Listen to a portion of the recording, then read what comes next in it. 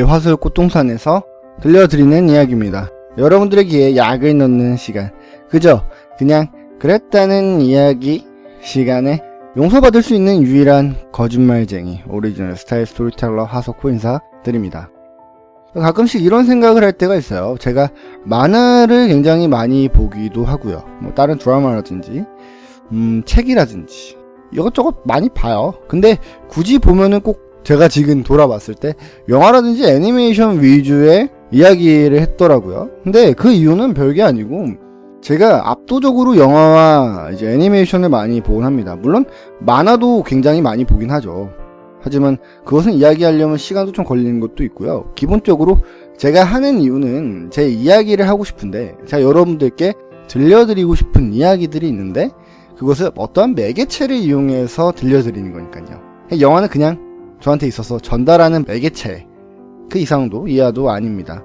그러다 보니까 이런 생각할 때도 있어요. 만약 그런 식으로 영화를 할 거라면은 최신 영화 위주로 해야지 여러분들의 주목을 끌기도 더 좋고, 또 보시는 분들도 영화를 보기 전에 리뷰를 하실 수도 있고요. 또 미리 이제 어떻게 진행이 되는구나 라는 것을 짐작하고 갈 수도 있으니까요. 근데 그런 거는 이제 다른 TV 프로그램에서도 굉장히 많이 하고 있고요. 저는 굳이 그런 걸 신경 쓰려고 하진 않습니다. 왜냐면은 기본적인 취지 자체가 제가 여러분들께 들려드릴 이야기가 있는데 그것을 얼마나 효과적으로 전달할 수 있느냐, 그게 중요한 거니까요. 그렇다는 겁니다. 그냥 혹시나 오해를 하실까봐 전 영화에 대한 그런 지식도, 조그만한 지식도 거의 없는 빠가요. 영화도 그렇고요, 다른 것들도 그렇고요. 그냥 가짜는 평범한 필부입니다. 필부. 어리석은 남자, 그런 거죠. 오늘 제가 여러분들께 들려드릴 것도 영화인 것 같아요. 영화입니다. 오늘 여러분들께 들려드릴 영화의 제목은 트랜센더스입니다. 한 번쯤은 들어보시지 않았을까 합니다. 이거 이제 좀 가끔씩 헷갈리시는 분들이 있는데, 이제 감독님이 되게 유명하다고 생각하시는 분들이 있어요. 이제 크리스토퍼 놀란이라는 감독님께서 이 영화를 만드셨다. 그게 아니라 원래 월리 피스터라고 해서 그 크리스토퍼 놀란 감독님이랑 인셉션이라든지 프레스티지라든지 다크나이트 라이즈라든지 굉장히 많은 작품들을 같이 촬영을 맡으신 분이 있으십니다. 그분이 감독을 맡으셨고요.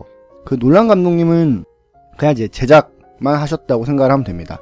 그리고 기본적으로 출연이 조니 뎁 님이 주연을 맡으셨고요. 여자 주인공 레베카 홀이라는 분입니다. 전 잘 몰라요. 근데 어디서 많이 본 외모일 겁니다. 여러분들도 아시지만 이제 놀란 감독님 작품들을 보면은 꼭 나오시는 그 조연분들이 있잖아요. 이 작품에도 이제 모건 프리번이라고 아시죠? 그 흑인 분이신데 그분까지 나오는 영화입니다. 굉장히 재밌는 영화는 아니에요. 좀 지루하죠. 그리고 잘 이해가 안 가는 부분도 있고요. 어쨌든 저는 굉장히 좋게 봤습니다. 왜 이 영화를 제작을 하셨는지는 알겠다라는 생각이 들더라고요. 근데 역시나 흥행은 하지 못할 것 같은데, 흥행은 하지 못하셨네요.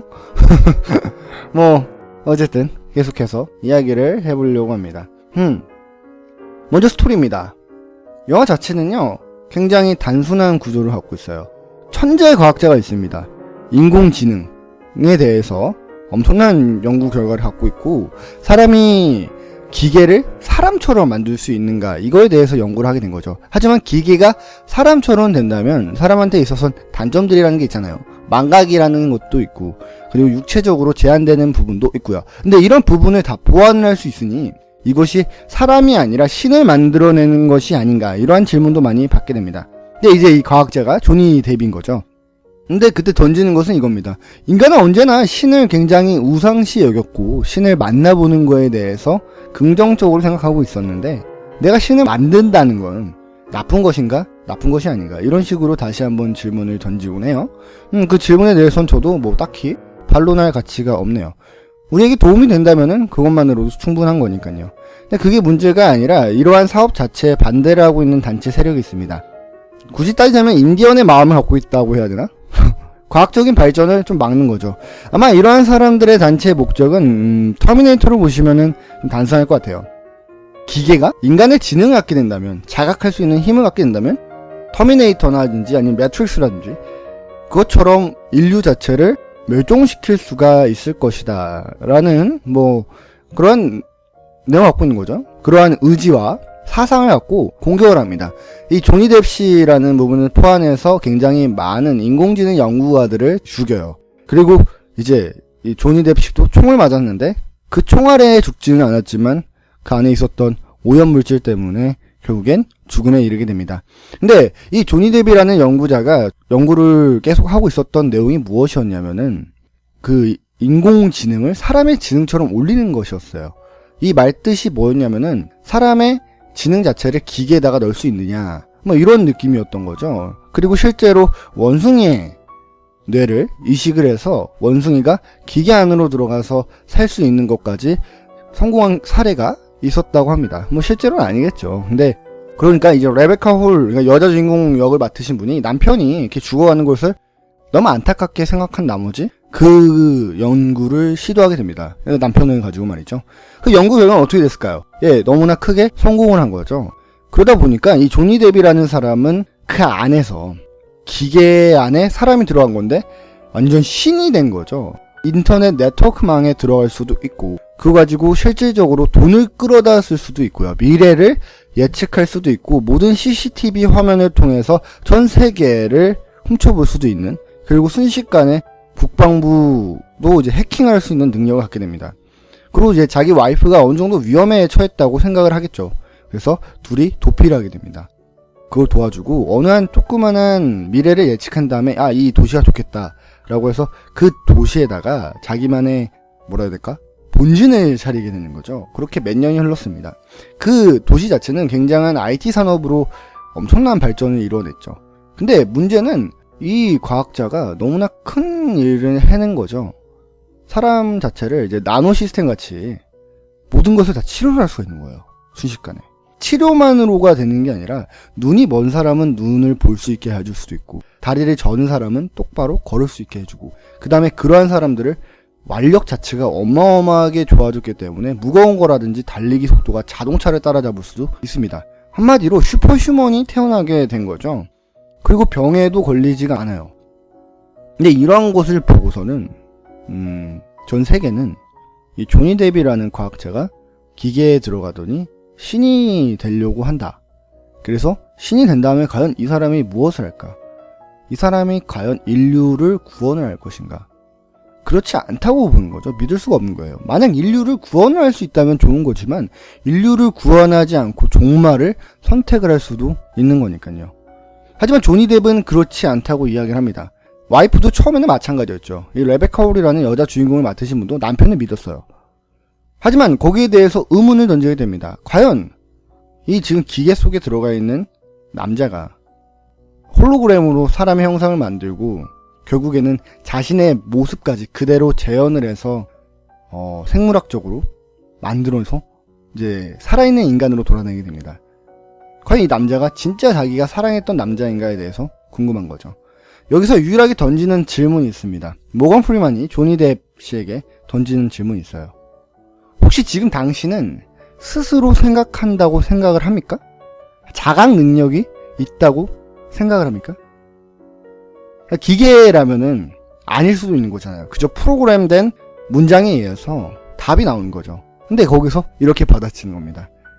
과연 당신은 그렇다면 당신은 스스로 생각을 하고 있다고 알 수 있습니까? 그러니까 우리들도 마찬가지로 지금 우리가 생각하는 게 진짜로 생각하는 건지 아니면 위에 뒤에 누군가 조종을 하고 있는 건지 아무도 모른다. 이런 식으로 얘기를 하는 거죠. 어쨌든 그러던 와중에 결국 그 다른 회에서는 이 연구단지가 위험하다고 판단을 했고 여자 주인공을 빼내와서 설득을 시킵니다. 조니 뎁이라는 당신의 남편이 멸망을 시킬 수가 있다. 막아야 되지 않겠냐. 이제 거기에 많이 흔들리다가 결국에는 자기의 남편을 배신을 하기로 합니다. 그러니까 자기의 남편이 아니라고 판단을 하게 되는 거죠. 그래서 막 폭격이 시작됩니다. 근데 영화 자체가 굉장히 디테일한 게 이게 전산망을 다 해킹을 할 수 있으니까 기본적으로 기계식 그 대포를 쓸 수가 없잖아요. 저도 이제 포병이었는데 견인포를 갖고 오더라고요. 견인포는 다 수동이거든요. 자동이 한 가지도 없고. 그래갖고 이제 공격을 하고 구리선으로 그 전자파의 공격을 차단합니다.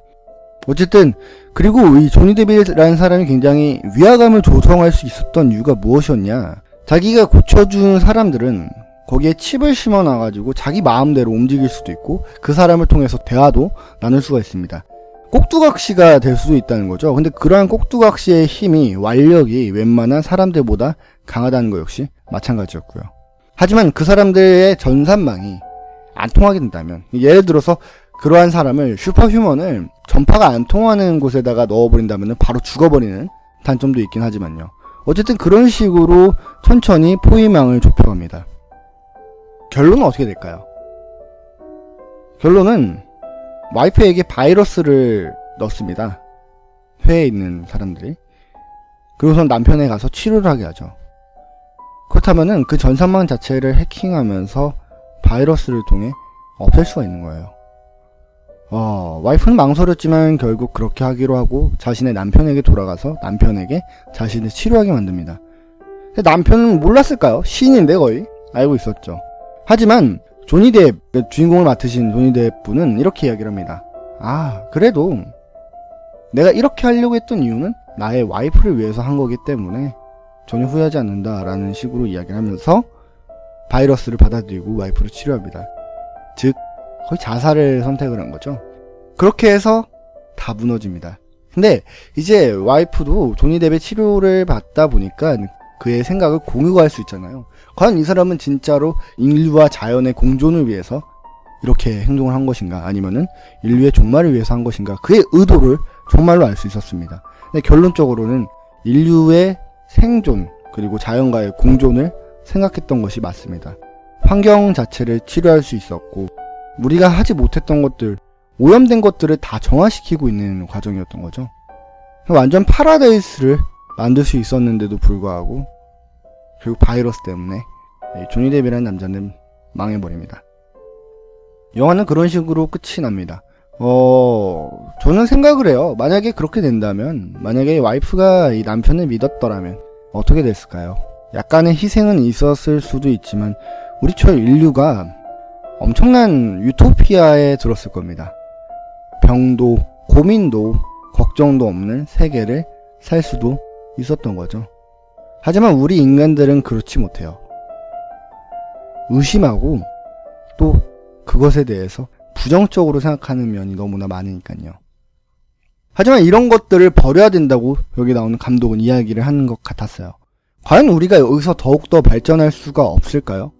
저는 생각을 합니다. 지나가면서 굉장히 많은 빌딩들을 보면서 과연 빌딩, 건물들은 꼭 저렇게만 지어져야 할까? 저게 더 좋을 수도 있지만 더 좋은 방법도 있고 환경에도 좋은 방법도 있을 텐데, 저는 생각을 합니다. 버스를 타면서 굉장히 많은 자동차들이 지나가고 있는 걸 보면서 우리는 전기 자동차가 좋은 줄 알아요. 하지만 대중화시키기 위한 노력은 생각보다 적다고 생각합니다. 근시안 쪽으로 보기 때문인가요? 지금 당장 싸기 때문에? 아니요. 우린 멀리도 볼 수 있어요. 하지만 새로운 것 자체에 대해서 두려움이 있는 거죠. 그것을 거부하는 힘이 있는 겁니다. 왜 스티브 잡스 같은 분께서 위대하게 추앙을 받는 이유는 사실 그거 아십니까? 우리는 전 세계적으로 먼저 SNS를 만들었어요. 싸이월드라는 걸 통해서 말이죠. 하지만 그것을 확산시키는 데 있어서 노력하지 않았습니다. 대한민국은 말이에요. 왜냐고요? 그것이 너무나 확산되면 어떻게 될지 두려웠거든요. 저희 대한민국은요, 와이파이보다 와이브로라는 것을 먼저 만들었습니다.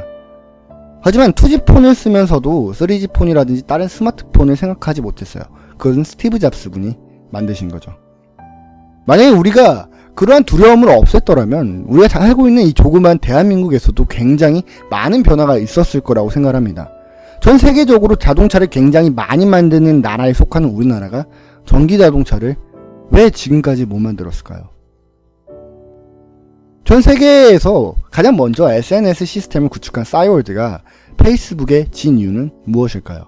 전 세계에서 가장 먼저 무선 랜, 무선 인터넷 네트워크망을 구축한 와이브로가 와이파이에 밀려서 역수입이 되는 건 무슨 일일까요? 왜 그랬을까요? 우리의 두려움이 있었기 때문일 겁니다. 지금 여러분들한테 묻고 싶어요.